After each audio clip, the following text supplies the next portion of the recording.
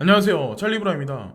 이번 영상에서는 구독자님 중에 크림토 헝키라는 분이 있는데, 이분이 그 레이어 1이라고 그래가지고 그 어떤 채굴 마이닝 팜을 운영하는 그런 회사, 채굴 플랫폼 하는 어떤 그런 회사가 있는데, DCG 그룹하고도 또 관련이 있거든요. 그레이스케일 자산 운용사의 모기업인 회사. 그래서 이거를 제가 이제 알아보다가 제가 이제 한 가지 생각한 게 있어가지고 그 영상을 이번 영상에서 담았어요. 그래서 우리는 보통 지금 단기적으로 시세가 이제 조금만 올라가면 불장이다, 조금 내려가면 폭락장이다, 이렇게 얘기들을 하지만, 이들이 지금 준비하는 게 어떤 그림을 그려가기 위해서 지금 레이어 1하고 DCG하고 연합해서 움직일까, 그리고 바이낸스는 어떻게 지금 앞으로 움직이기 위해서 마이닝 풀을 오픈했을까, 그런 걸 보시면 대충 아마 큰 포텐셜을 아마 보실 수 있을 거라고 생각을 합니다. 그래서 크립토 헝키님이 이제 뭐라고 말씀하셨냐면, 채굴 업계의 전망이 솔직히 비트코인 가격과 반감기에 직접적인 여파가 있는데,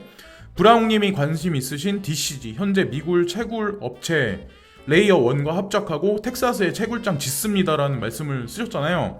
그래서 제가 조사를 해봤는데 실제로 지금 짓고 있는 게 맞는 거고, 밤감기야 암호자산 시장, 우리 그냥 상식적으로 밤감기가 오면 채굴량이 12.5에서 6.5개로 줄어든다. 그러니까 당연히 비트코인은 그 반감기를 전후로 해서 급등을 해버릴 거다. 2만 달러 갈 거야. 라고 우리는 생각을 하죠. 근데 여기 보시면은 코인텔레그래프에 2019년 10월 16일 날 나온 뉴스예요.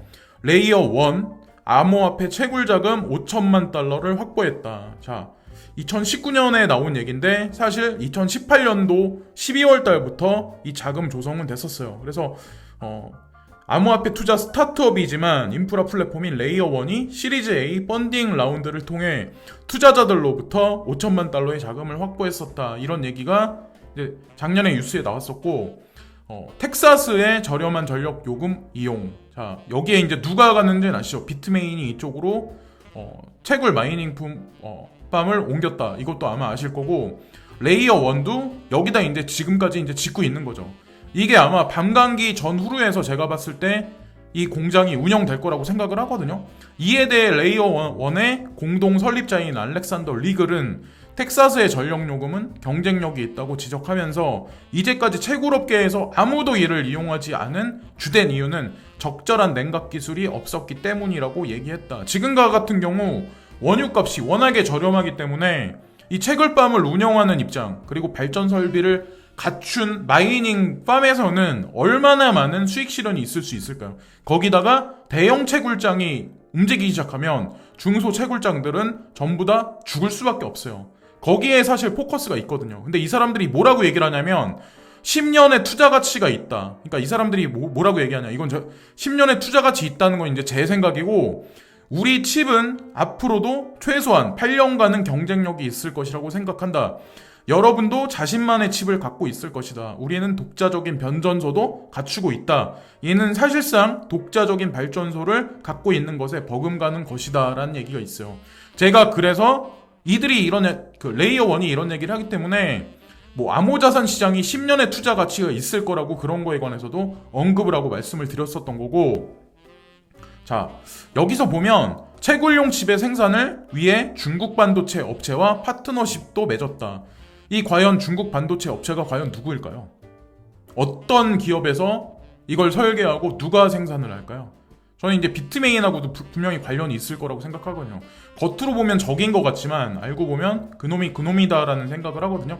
근데 중요한 게 레이어 1에는 누가 투자를 진행했었냐? 피터 틸이 있어요. 페이팔을 창립한 설립자, 공동 창립자. 그리고 가장 중요한 건 여러분들이 아마 잘 알고 계시는 그레이스케일 자산운용사의 모기업인 디지털 커런시 그룹도 마찬가지로 2018년 12월 말에 210만 달러의 시드 펀딩 라운드에 같이 이제 투자를 동참했었어요. 이제 그거를 보시고 제가 이제 드리고 싶은 말씀 한 가지 이제 핵심으로 들어가기 시작을 하면, 여기 중소 채굴 마이닝 풀이 레이어 1이나 비트메인은 이미 움직이고 있고 레이어 1이 동작하기 시작을 하면 이런 중소 채굴 업장은 망할 수밖에 없다. 근데 거기다가 비트코인 반감기를 위시해서 가격이 중소 채굴 업체가 원하는 만큼 올라가지 않으면 결국에 대형 채굴장한테 밀릴 수밖에 없다. 그러면 시간이 흐름에 따라서 대형 채굴풀들이 중소 채굴풀들이 차지하던 해스레이트나 모든 것들을 다 가져가서 비트코인 어떤 그 점유율이 높아질 수밖에 없다라고 생각하는 게 제 개인적인 생각이에요. 비트코인 가격도 마찬가지야. 여기서 만약에 좀 떨굴 수도 있다고 저는 생각하거든요. 지금 8,800달러가 깨졌기 때문에 8,600달러에서 지리하게 왔다 갔다 하다가 8,400달러까지 떨어질 수도 있어요. 그리고 올라갈지 아니면 진짜 더 떨어질지는 아무도 몰라요. 저는 이제 그렇게 생각을 하거든요. 일단 단기적으로 지난 직전 정고점인 9,450달러를 진짜 강력하게 뚫으면 10,000달러까지 금방 올라가겠지만, 그게 아니면 여러분들이 불장을 기다리는 데는 몇 달간의 시간을 기다릴 수도 있다는 것을 보시면서 움직이셔야 된다고 생각하고, 자, 여기 보면은 레이어 1은 이런 변전소까지 가지고 있어요. 발전 설비까지 가지고 있어요. 그러면 중소채굴업장이 견딜 수가 있을까요? 이들이 노리는 타이밍은 다가오는 반감기 때 그걸 노린다고 생각을 하거든요. 저는. 그래서 중소채굴업자 그리고 중소 비트코인 그 콜렉터, 그들이 결국에 흔들리고 망하고 빠져나갈 때 그 이후에 시간이 흐른 후에 가격을 올려줄 거라고 저는 이제 한편으로 생각하거든요. 이렇게 대형 채굴장, 자, 비트메인이나 카나안이나 아니면 레이어 1 이런 대형 채굴장을 중소 채굴장이 이길 수가 없다는 거죠. 자, 비트메인 이렇게 큰 대형 채굴장을 텍사스 락데일에 건설을 했는데 이걸 이길 수가 있을까요? 더 웃긴 거는 이게 좀 약간 지난 뉴스인데 4월 28일 날 바이낸스 마이닝 풀로 비트코인 채굴을 시작했다. 이게 돈이 될 거라는 걸 알기 때문에 창펑자오도 1위로 움직이기 시작을 하는 거예요. 만약에 이게 값어치가 없다고 했을 때 바이낸스가 이렇게 움직이고 이런 프로그램을 만들지 않았을 거라고 생각하거든요. 자, 그리고 또한 중요한 게 뭐냐면 이번 발표에 의하면 본 서비스는 포우와 포스의 컨센서스 알고리즘에 대응하고 있지만 우선은 비트코인의 마이닝부터 개시한다고 한다. 여기 보면 비트코인 마이닝부터 개시한다고 한다 나오잖아요. 그 얘기인즉슨 비트코인 외에 다른 채굴 마이닝 풀도 운영하겠다는 얘기예요.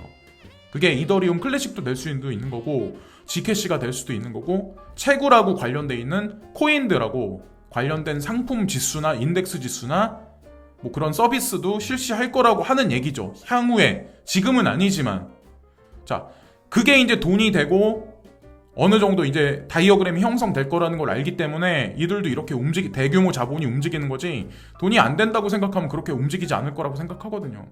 모건 클릭 자산 운용사의 포트폴리오. 자, 비트코인, 이더리움, 비트코인 캐시, 이오스, 라이트코인, 대시, 지캐시, 모네로, 이더리움 클래식, 오미세고. 여기서 이제 채굴하고 관련돼 있는 코인이 있어요. 또 보시면 아마 아시겠지만. 자, 그리고 제가 요즘에 현물 경제가 꺾여지면서 주식시장에 하나의 공급이 생기고 안 좋은 점이 생기면 분명히 그것으로 인해서 암호자산 시장이 부흥할 거다라는 그런 말씀을 드렸는데, 여기 나와 있는 HSBC, 시티뱅크, 웰스파고, 마스터카드, 이들은 왜 DCG 그룹에 자본을 투자했을까요? 나스닥은 왜 일정 부분의 자본을 DCG 그룹에 투자를 했을까요? 왜 이들은 그레이스케일 자산 운용사를 운영을 하고 크라켄이나 비트플라이어, 비트고나 제네시스 마이닝 이런 거를 왜 운영을 할까요? 코인베이스하고는 과연 무슨 관련이 있을까요? 이런 거를 이제 중장기적으로 보시면서 움직여야 된다고 저는 이제 생각을 하거든요. 그레이스케일 자산 운용사에도 보면, 여기 보면 비트코인이 요즘에 보면 되게 가격이 안 좋을 거다라고 이제 말씀하신 분이 있는데, 비트코인이 결국 움직여주지 않으면 나머지 알트코인들도 일정 수준 이상 넘지 못해요.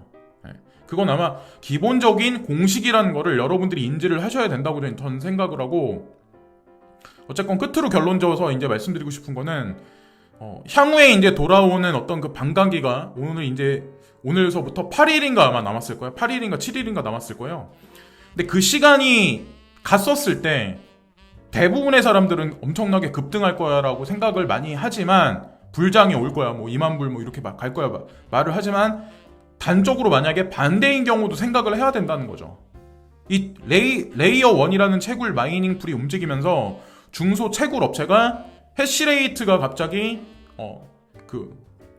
반감기가 도래하면서 채굴량이 반으로 줄어들면 그들이 죽어 나가기 시작할 때 그때를 기다리고 시간이 어느 정도 흘렀을 때 저는 올려주지 않을까라는 생각도 한편으로 하고 있거든요. 그래서 지금 당장 올라가면 좋죠. 근데 저는 제가 한 발짝 뒤로 물러나서 그냥 관망한다. 근데 저는 100% 홀딩하고 있는 건 맞아요. 그러니까 그 중에 일정 부분에 15% 정도 현금은 두고 있는 건 맞는데 어쨌건 조금 오르고 내리는 거에 1에 1비할 그런 장세는 아니라고 저는 생각하거든요. 지금 당장 오늘 지금 이 영상은 어떤 그 DCG 그룹이 그리고 피터 틸 그들이 왜 레이어원을 통해서 반감기를 전후해서 왜 지금 무엇을 추구하나, 중소채굴 업체가 죽으면 과연 어떤 일이 발생될까, 이런 거에 관해서 일단 말씀을 드리려고 이번 영상을 만들었습니다.